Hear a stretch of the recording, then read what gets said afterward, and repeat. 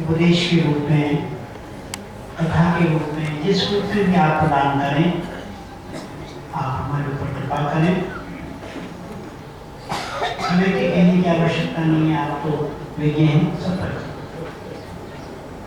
वंदे नानक देवे अंगदे अमरं, वंदे गुरु राम्यं, वंदे राम सुतं विवेक जलधो, वंदे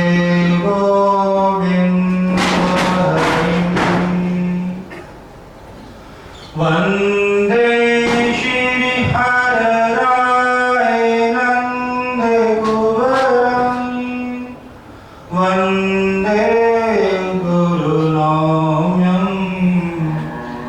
वंदे सिंह गोविंद बोधि अमले, वंदे गुरु ग्रंथ्यं। गुरु की मूरत मन में ध्यान, गुरु का शब्द मंत्र मन मान, गुरु के चरण हृदय तारो, गुरु पार ब्रह्म सदा नमस्कार। परम श्रद्धेय प्रातः स्मरणीय पूज्य महाराज श्री जी के चरणों में धन्यवाद प्रणाम। परम श्रद्धेय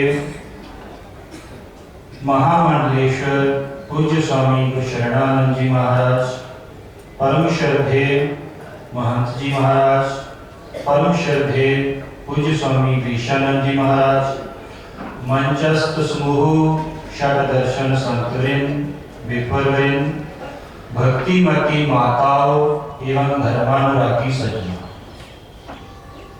ब्रह्म ज्ञानी मुक्त जुगत जी का दाता, ब्रह्म ज्ञानी पूरन पुरख विधाता। इस संसार में तीन प्रकार के मनुष्य हैं।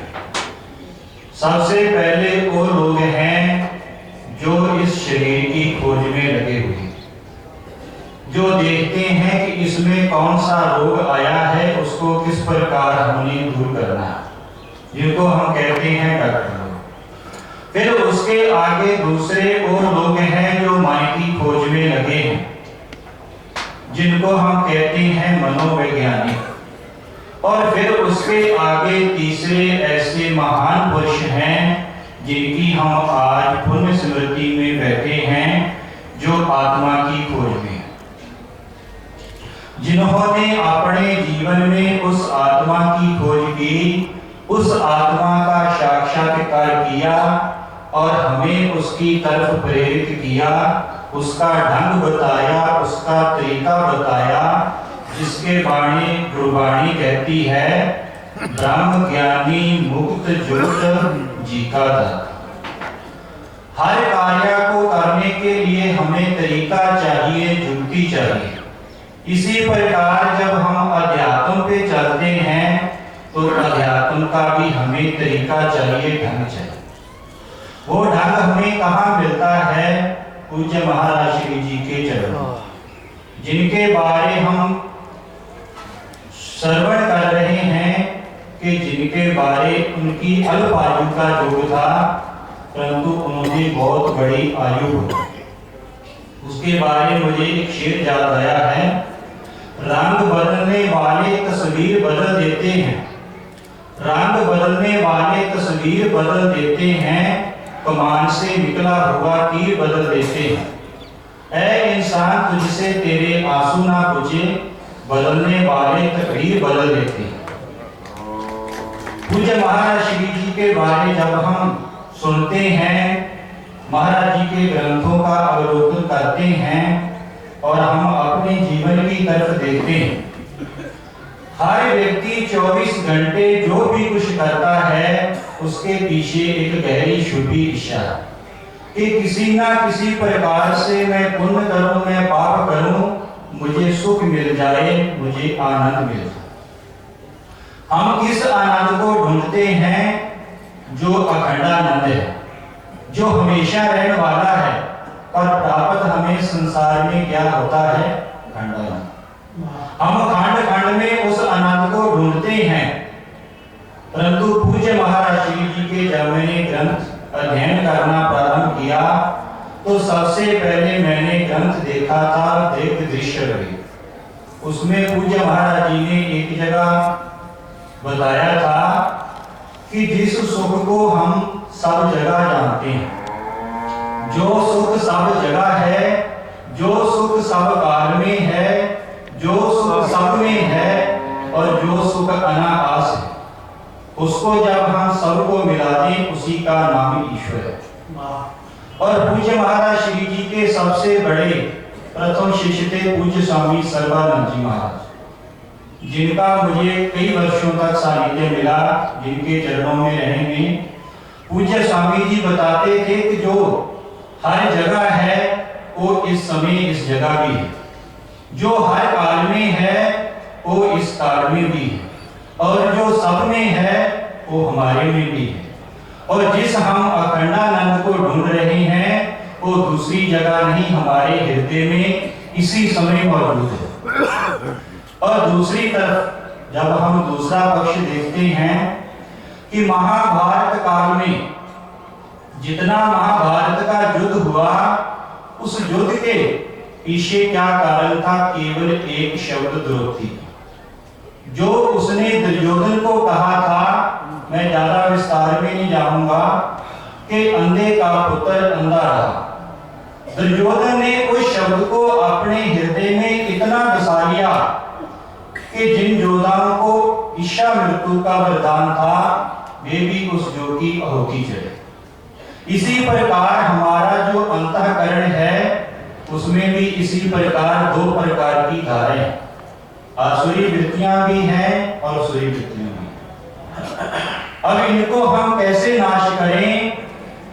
गुर का शब्द बसे जी नाले, जलने डूबे तस्कर नहीं लेवे, पाए ना साके जाले। गुर का शब्द आराधिए होवे आनंद कणा, संत जना मिल पाइए रसना नाम पढ़ा।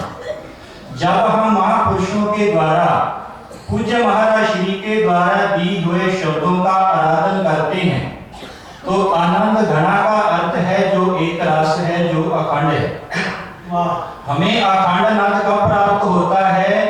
हमें अखंडानंद की कब प्राप्ति होगी? जब हम उनके शब्दों को आराधन करें। गुरु का शब्द आराध्य है, होवे आनंद कणा, संत जना मिल पाइए रसना नाम पढ़ा।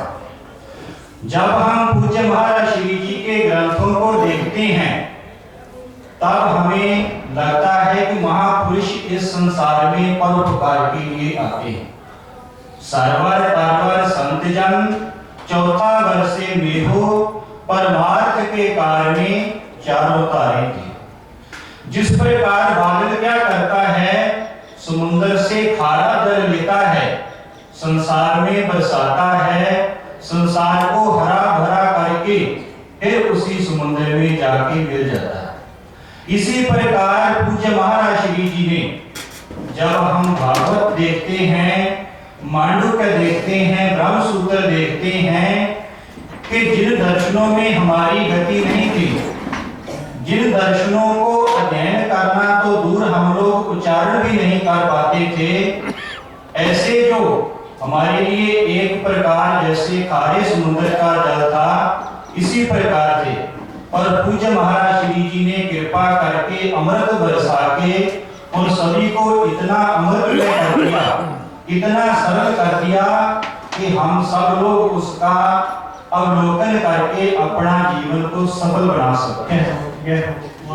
पूज्य महाराज श्री जी के जब हम ग्रंथों का अवलोकन करते हैं तो हमें लगता पूज्य महाराज श्री जी जय विराजमान। भागवत जी में जैसे कथा प्रसिद्ध है कि जब उद्धव जी ने कहा भगवान से, भगवान आप जा रहे हैं अपने स्वधाम को, हम लोग आपकी पूजा कैसे करेंगे, आपके दर्शन कैसे करेंगे? तो है और श्रीमद् भागवत जी। इसी प्रकार पूज्य महाराज श्री जी का जो स्वरूप वाङ्मय है, आज भी हमें उनका अनेक रूपों में, अनेक ग्रंथों में उनका जो स्वरूप है वो प्राप्त है। हम आज ये नहीं कह सकते पूज्य महाराज श्री जी हमारे बीच में नहीं है। पूज्य महाराज श्री जी हमारा हर प्रकार मार्गदर्शन करते हैं, परंतु हमें जरूरत है उनकी कृपा की।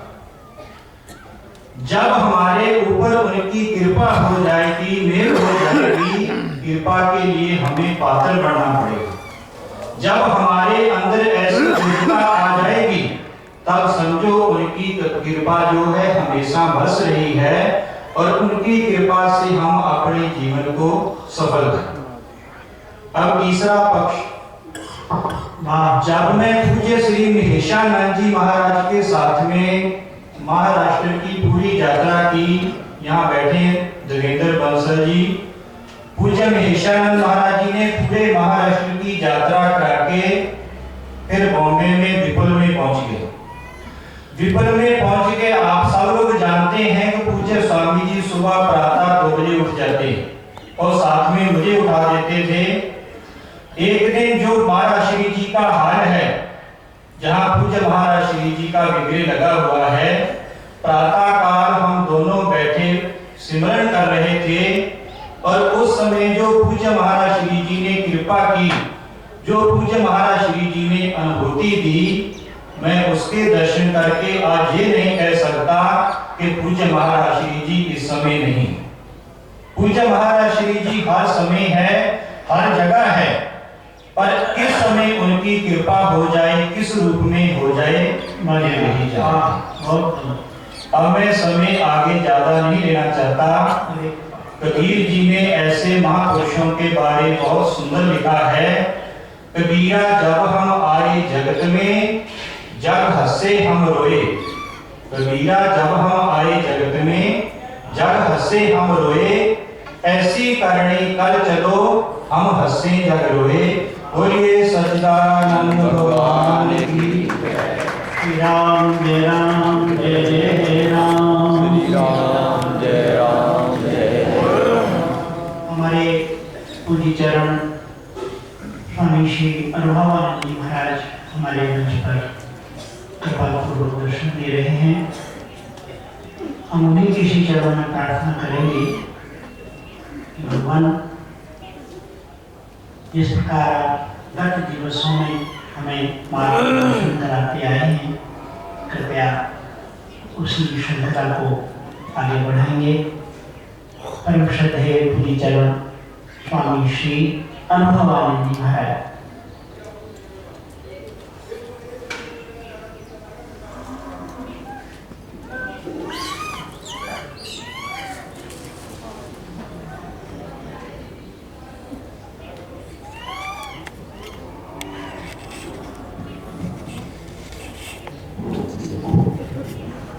तिरछा कर देना, तिरछा।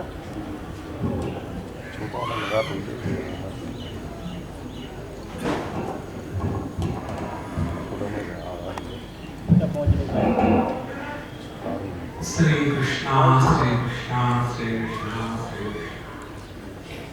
गुरुर्ब्रह्मा गुरुर्विष्णु गुरुर्देवो महेश्वरः, गुरु साक्षात् परम ब्रह्म तस्मै श्री गुरवे नमः। तस्मै श्री गुरवे नमः। पाठक जी की समस्या देख करके मुझे एक प्रसंग याद आ रहा है। एक बार एक कोई, हम लोग जैसे एक के बाद बोले जा रहे हैं ना, उसी प्रकार से एक जगह कोई ऐसा प्रसंग चल रहा था और उसमें एक गायक आकर के उन्होंने अपनी दान सुनाई। समझो कोई राग गाया, मानवंश गाया। तो पहले उन्होंने अपना वो राग प्रस्तुत किया। जैसे प्रस्तुत खत्म हुआ तो खत्म होने के पहले ही लोगों ने तालियां बजाना शुरू कर दी, जैसे पाठक जी वाह वाह कह रहे थे। तो जब ये वहां कहते हैं तो हमारे जैसे बोलने वालों को जोश आता है, उनका मतलब हम नहीं समझ सकते, क्या करें, मैन्युफैक्चरर्स डिफेक्ट। तो जब उन्होंने देखा कि सब पब्लिक ताली बजा रही है तो उन्होंने फिर से गाया, मुकर्रर मुकर्रर, फिर से गाया, दूसरी बार हुआ, तीसरी बार हुआ, चौथी बार हुआ। फिर उन्होंने कहा आप लोगों को यही राग इतना सुनने को इतना अच्छा लग रहा है, आप उसी को कह रहे हैं, कुछ और गाओ क्या? बोले नहीं, इसी को गाओ। बोले क्यों? जब तक ठीक नहीं गाते तब तक इसी को गाओ।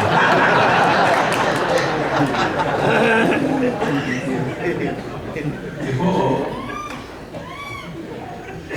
हमने महाराष्ट्र से जो पाया है उसका नाम है आनंद।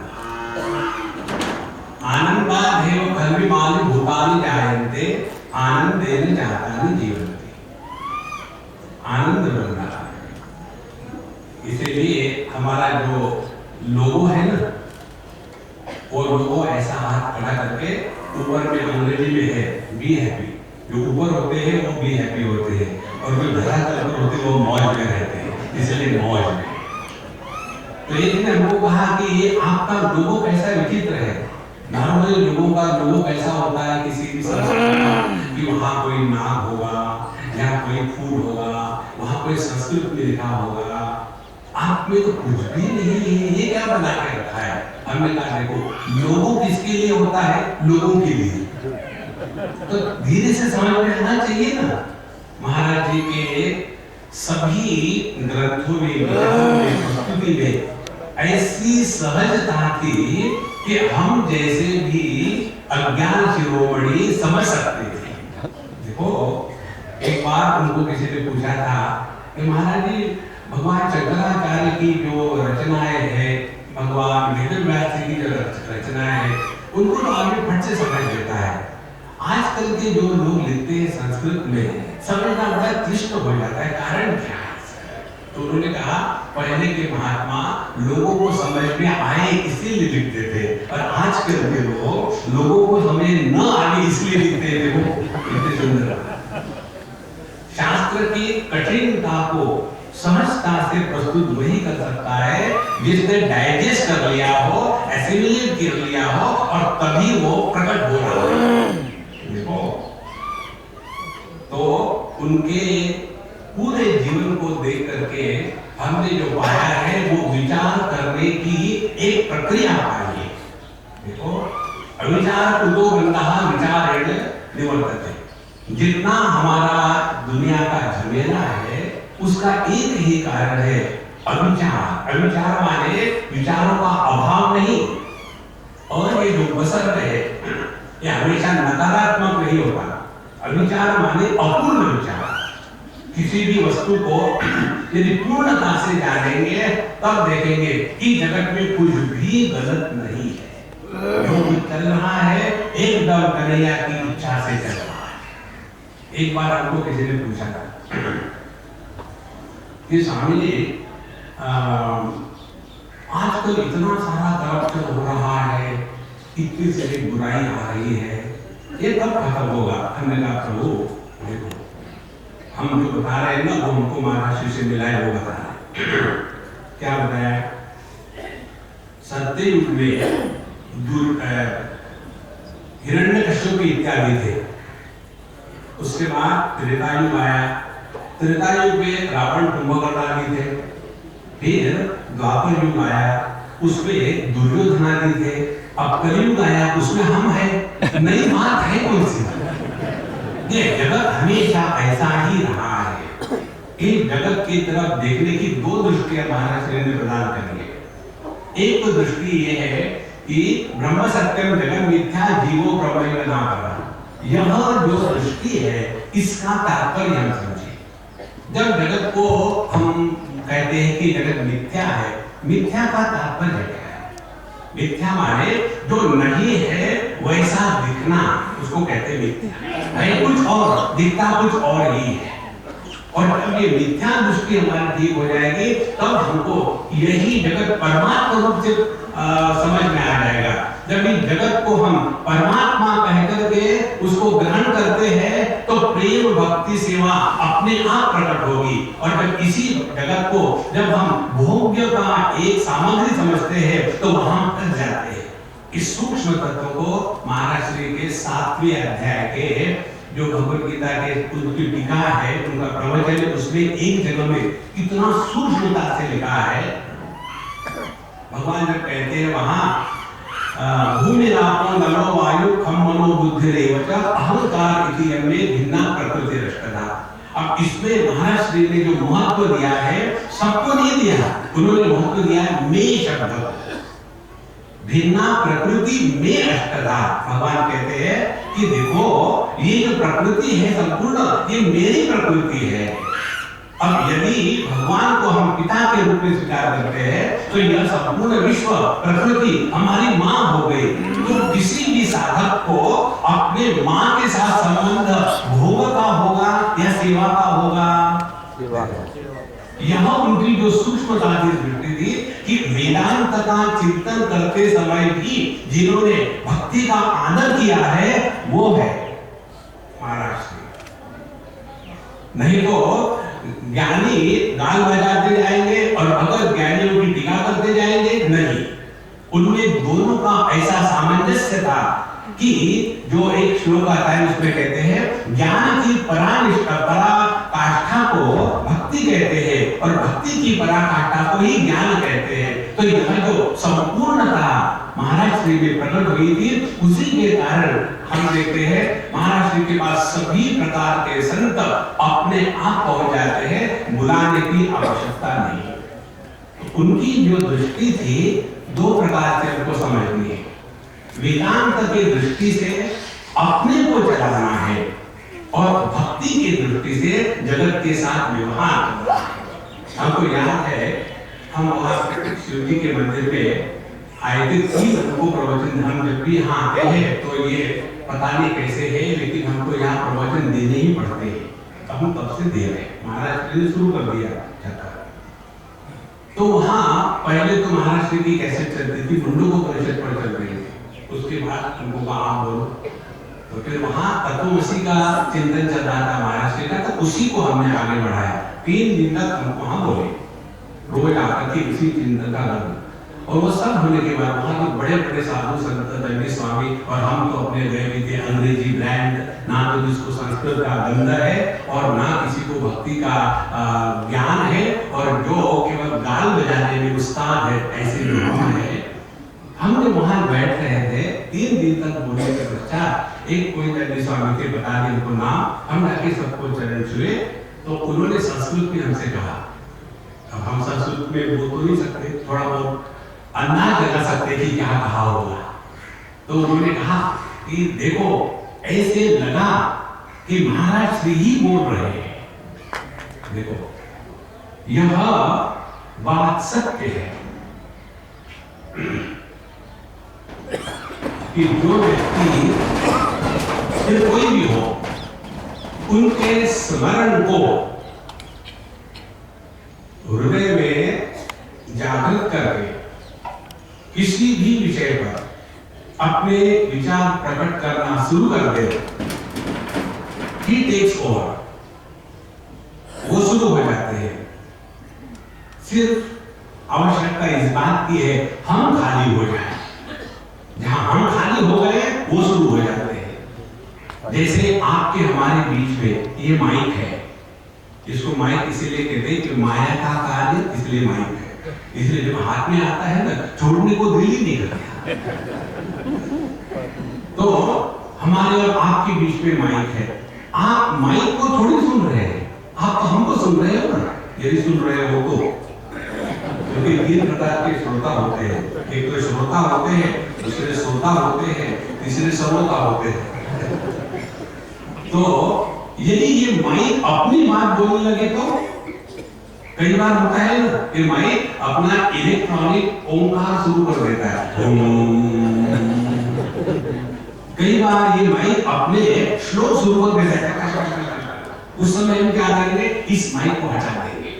इसी प्रकार से जब श्रोता और वक्ता उनके बीच के हम केवल माइक रहे, एकदम आनंद रहे। इसीलिए अपने यूपी बिहार में व की जगह में ब कहते हैं। तो हम लोग वक्ता है कि बक्ता है। इसीलिए कई बार हम लोग पूछते स्वामी जी आप क्या हो, हम कहते हैं बका सुन रहे हैं। केवल एक ही इंद्रिय काम करता है, या तो बोलो या तो खाओ, बाकी कुछ नहीं। देखो महाराज, जब हम वक्ता हो जाते हैं ना, तो सुनने वाले ताली बजाने के लिए तैयार रहते हैं कि बाबा जी बंद करने का क्या लोगे। और यदि हम केवल उसी के अखंड आनंद को प्रकट करने के एक माइक बन जाए, तो जीवन में आनंद के सिवा कुछ प्रकट हो ही नहीं सकता। और इसीलिए हमने महाराष्ट्र से जो पाया है ये पहले बार बहुत साल पहले, उस समय हम जवान थे, कोहिमा नदी के साथ में बिरला जी के यहाँ कलकत्ते में वहाँ सत्संग के लिए महाराज जी को दोनों से पकड़ के ले गए। उनको समय कैंसर भी था, सब कुछ। तो वहाँ हमने एक विचित्र बात देखी और उसने हमारे जीवन में 180 डिग्री का परिवर्तन ला दिया। पहले तो हम तो बिल्कुल भगवान का दर्शन करना है और केवल आत्मज्ञान में प्रतिष्ठा करनी है, इसी चक्कर में भटक रहे थे। और वहां जब गए, वहां का क्राउड, आप जैसे बिल्कुल शांत और डिसिप्लिन बैठे हो, वहां का वैसा क्राउड रहता। वहां पूरी डेमोक्रेसी थी, कोई भी बीच में आता है, कोई भी जाता है, कोई आकर के महाराज जी को चंदन लगाएगा, बीच में माला पहनाएगा, और उनको तो दुनिया भर के रोग सता रहे थे, फिर भी महाराज जी हिमालय के जैसे एकदम स्थिर। उनका स्थैर्य कैसा था, जैसे पानी समुद्र में हिलते समय भी स्थिर रहता है, वैसा उनका स्थैर्य। और एक सज्जन खड़े हो गए, बीच में खड़े होकर के उन्होंने प्रश्न पत्रिका पढ़ी। एक प्रश्न नहीं पूछा, प्रश्न पत्रिका पढ़ी, 1 2 3 4 5 6 प्रश्न। और ये सब जब वो पढ़ रहे थे, तो उस समय में जवान तो था ही, ऐसा गुस्सा आ रहा था, जाकर के एक कोई चाटा लगा, चुप बैठो, कि हिम्मत तो नहीं होती थी, अभी भी नहीं होती। तो हम अपना अंदर अंदर जल रहे थे कि ये लोगों को समझ भी क्यों नहीं आता कि महाराज सुनेंगे कैसे और उत्तर कैसे देंगे। हम उनकी चिंता कर रहे थे। देखो आदमी की मूर्खता की परवाह है। और ये सब गड़बड़ी में महाराज जी एकदम निश्चल होकर के संपूर्ण उन 7 के 7 प्रश्नों को पूछा। जैसे अर्जुन ने 7 प्रश्न पूछे थे ना 8वें अध्याय में, उसी प्रकार से वो 7 प्रश्न पूछे और उनका पूरा का पूरा फिर से restatement of all the 7 questions, सभी 7 प्रश्नों को महाराज जी ने फिर से प्रस्तुत किया। लेकिन उस प्रस्तुति में ही सभी 7 प्रश्नों के उत्तर आए।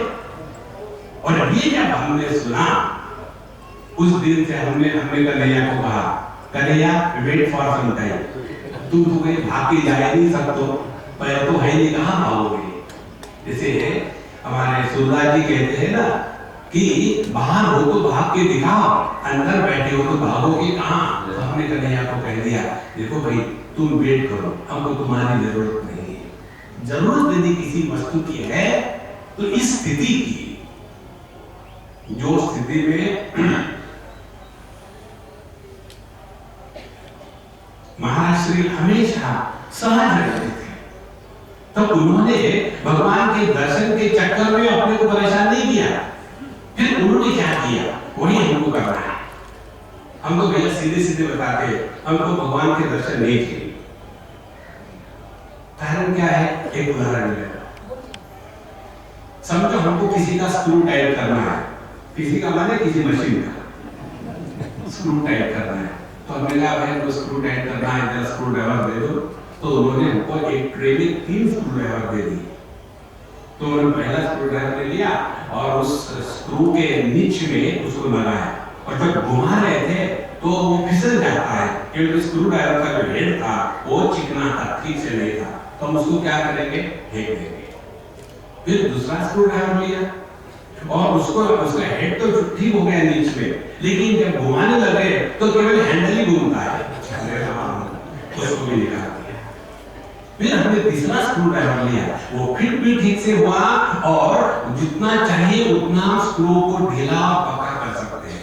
तो हम उस स्क्रू ड्राइवर को हाथ में रखेंगे ना, देखो जब हम साधारण व्यक्ति अपना कोई काम करने के लिए योग्य उपकरण की तलाश में है, इसी प्रकार से भगवान भी अपने संकल्प को पूरा करने के लिए योग्य उपकरण की तलाश में है। इसीलिए कन्हैयालाल कहते हैं उद्धरे आत्मनात्मानम नात्मानम अवसादे।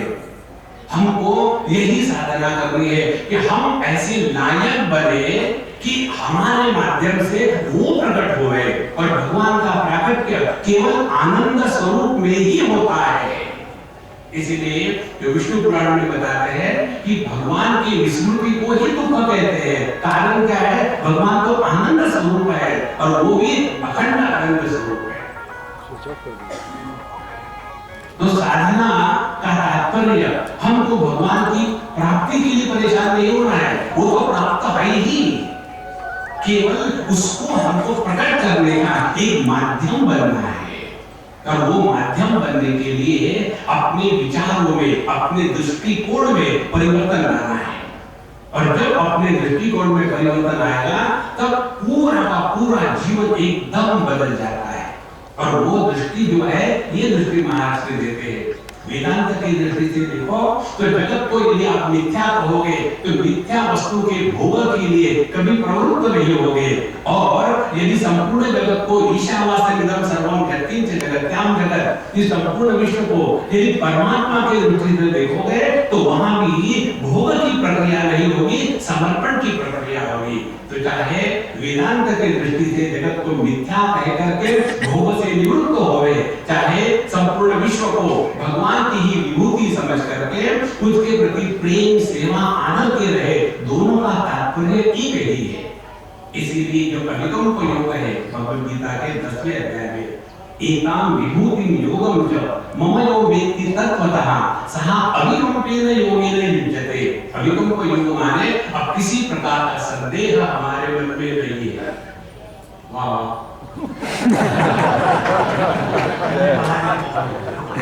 किसी भी प्रकार का संदेह हमारे मन में नहीं है। ऐसा जो संदेह रहित ज्ञान है, इस ज्ञान के अभिव्यक्ति को कहते हैं अखंड आनंद। संदेह रहित इसलिए अखंड, और ज्ञान का तात्पर्य आनंद ही है। जो ज्ञान दुख देता है वो ज्ञान नहीं है, वो बेवकूफी है। देखो एक छोटी सी कहानी बता करके, एक बार एक सज्जन चले गए, आधा मिनट, एक सज्जन चले गए अपने एक रिश्तेदार को मिलने के लिए हॉस्पिटल में, और पागल खाना था, वहां अपने रिश्तेदार को मिलने गए। वहां देख लिया, मिल लिया, शाम का समय हो गया, निकल रहे थे गाड़ी लेकर के, तो उनके मन में आया देखूं गाड़ी ठीक ठाक तो है। तो सामने के एक चक्के के चारों बोर्ड किसी ने निकाल लिए। अब उन्होंने देखा है वहां कैसे जाए, बड़े परेशान हो गए। तो वहां एक जो खानदानी पागल था जिसके यहाँ आईडी लगा हुआ था, तो वो कह रहा था बाबूजी क्या हो गया? बोले देखो ना पिछले चक्के से वो चारों बोर्ड निकाल ली है, अब मैं कैसे जाऊंगा? यहाँ तो कोई आदमी है ना, तो कोई मैकेनिक है, क्या करूं समझ में नहीं आ रहा। बोले घबराओ मत बाबूजी, बाकी 3 चक्कों से एक बोर्ड निकाल करके वहां लगा दो, घर तो पहुंच ही जाओगे। अरे यार तू तो बड़ा जीनियस है। बोले नहीं, मैं तो पागल हूँ, देखो मेरी आईडी, मैं यहाँ खानदानी पागल हूँ। तुम कैसे पागल हो सकते? बोले पागल हूँ मैं, बेवकूफ नहीं। होते हैं ना वो बेवकूफ होते हैं। पागल लोग तो प्रभु को पाते हैं। पागल दलवाने परमात्मा, जिसने परमात्मा को पाया है वही पागल है। जो बेवकूफ है ना महाराज जी के चरणों में आने के बाद हम सब ने एक अधिकार खो दिया है, और वो अधिकार है दुखी होने का अधिकार खो दिया है। हमको दुखी होने का अधिकार है। इसी आनंद के साथ 24/7 365 में रहो, तो हम असली अर्थ के अनुसार हमारे महर्षि के चरणों में समर्पित है। नहीं तो बाहर से नाम तो है आनंद स्वरूप और है दुखी, ऐसा ना हो। ओम पूर्णमदः पूर्णमिदं पूर्णात् पूर्णमुदच्यते पूर्णस्य पूर्णमादाय पूर्णमेवावशिष्यते। ओम शांति